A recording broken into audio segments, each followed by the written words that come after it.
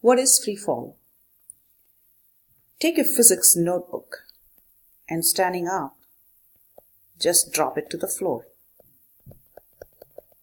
Observe its motion. So what do you think it does? Why does it first fall to the floor? When you release it from your hand, why does it fall to the floor? And does it fall down at the same speed or at an increasing speed or decreasing speed? We know that the textbook falls to the floor because the earth pulls it down. The earth attracts all objects towards its center, and this force is what we recognize as the force of gravity. And this force causes an acceleration. So the textbook is going to experience an acceleration, pulling it down. And you know the result of this acceleration is that it's going to speed up all the way until it hits the floor. Now just take one sheet of paper from the textbook and drop it. Do you think this paper is going to fall to the ground and speeds up all the way? Is the motion of the single sheet of paper the same as the motion of the notebook? It's not. The sheet of paper, as it falls to the ground, you will notice that it may not fall at increasing speed. And the reason is, on this sheet of paper, there is not only the acceleration exerted by the earth or due to gravity, but there is also air resistance acting on the sheet of paper, which is not really small. On the textbook, though, there was air resistance, but that air resistance is really, really small that you could possibly ignore it. The effect of air resistance on the single sheet of paper is not small, so this is moving under the influence of both the forces. And this air resistance is a little complex because it can change with the speed of the object. So in which case, the motion of this object becomes a little bit more complex. It does not go down with increasing speed at the same rate. What can we do to minimize the air resistance on this sheet of paper? Can we reduce the air resistance on the sheet of paper? How about crumpling it into a ball? And now you will notice that this crumpled ball might fall just like the book did, speeding up all the way down. So see, it is possible for us to change the air resistance on an object by changing the shape of the object. So there are some situations in which we want to maximize the air resistance. There are some others in which we want to minimize the air resistance. So changing the shape is one way of doing it. So that's a topic for another discussion. So what is free fall? So free fall is just motion due to gravity only. That means when we define an object to be in free fall, we are automatically saying that air resistance is very small and can be ignored.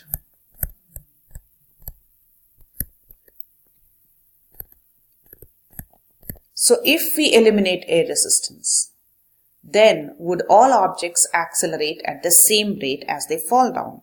So if you have a rock and maybe a different object that is slightly heavier, and you drop them to the ground, will they both fall at the same rate? Acceleration due to gravity is independent of the mass. All objects will accelerate at the same rate irrespective of the masses.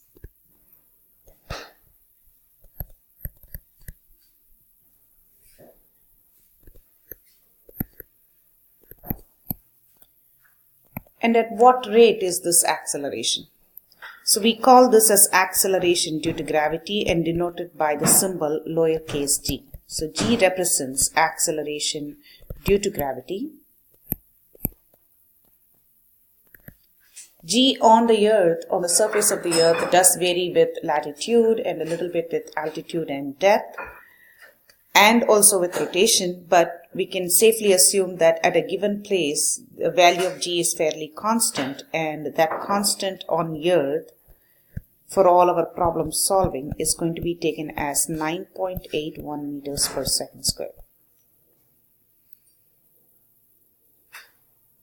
So we have established that in the absence of air resistance, all objects will accelerate at the same rate, which is at the rate of 9.81 meters per second squared.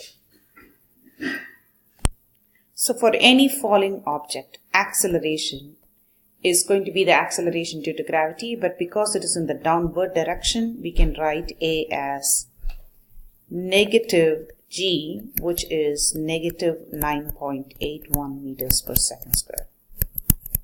So what this means is, for a falling object, say we drop it. Dropped means it starts from an initial velocity of 0.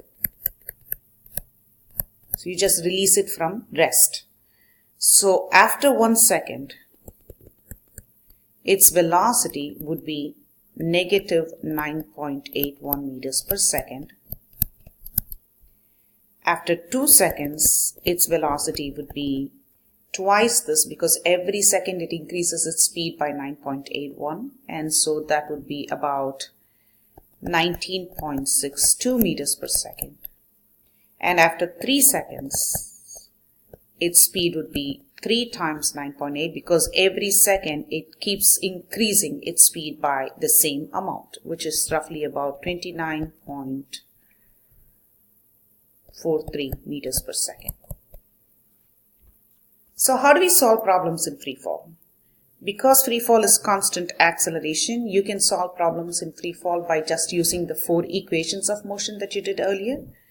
So recall the 4 equations of motion. They are, our first one is Vf equals Vi plus At.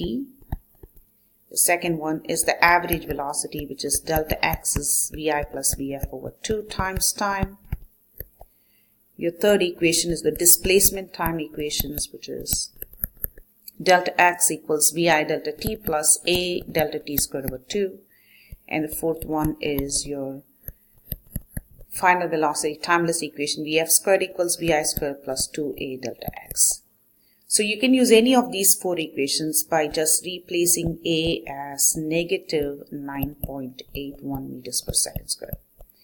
Just with any other problem setting, remember that acceleration, displacement, velocity are all vectors. So it is important for us to make sure that we give the correct sign for the vector. So since there are 2 directions in free fall motion problems, upward or downward, and by convention upward is generally positive and downward is negative. So before we list the problems, list the data in the problem, we always want to think of, is the vector pointing upward or downward, and give it the appropriate sign. Let's do a sample problem in free fall. An object is thrown upward at a velocity of 32 meters per second. How long does it stay in air? What is the maximum height reached by the object? So let's think about the situation. So you have an object that you are projecting upwards. And we know that any object that is going to be projected upwards is going to move up, but as it moves up, the velocity is upward, but your acceleration due to gravity is downward. And you know that velocity opposite to acceleration, it's going to slow down. So it slows down until it comes to a stop at the topmost point. And then it starts turning back and then comes and reaches back to the original projection point. So this is what is happening in the problem. So let's look and see what data we have. We have our starting velocity. So this is my start position. So the initial velocity is upward. So it is positive 32 meters per second. It's always good to put the direction next to the quantity so that we can make sure we have given it the correct sign. We also know that throughout its motion up as well as down, the acceleration is negative 9.81 meters per second squared. And because it's downward, we give it a negative sign. It looks like this. We only have 2 variables. How can we solve the problem? What we want to solve for is the total time to go up and to come down.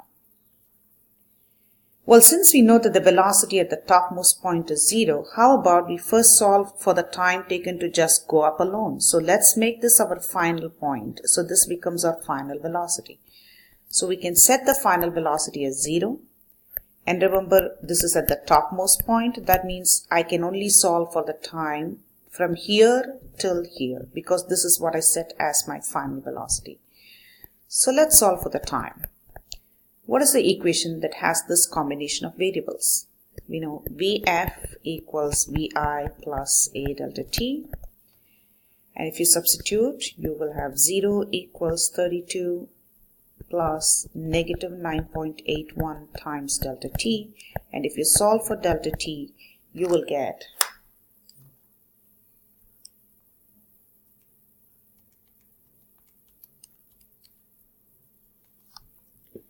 that's right, so 3.26 seconds.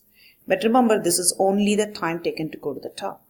So if it takes 3.26 seconds to go from here to the top, while coming back it comes the same distance, experiences the same acceleration, shouldn't it take the same amount of time to come down as well? So the total time in air, can we just double this? 3.26 times 2, which is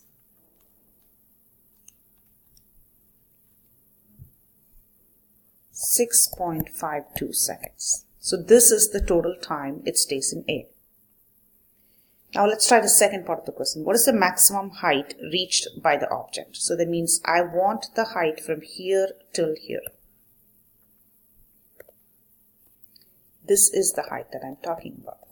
So I want the displacement from this initial point to the final point. So instead of looking for time, since I'm looking for displacement, what equation has VIA, VF and delta x?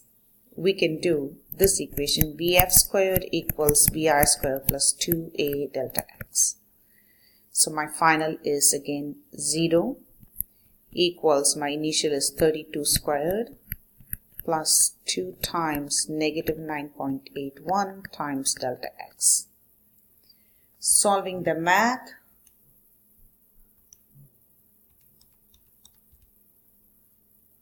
your answer for delta x turns out to be 52.2 meters. This is not the only way to do the problem because you already have the time, so you could also find the average velocity and multiply it by the time to get the displacement.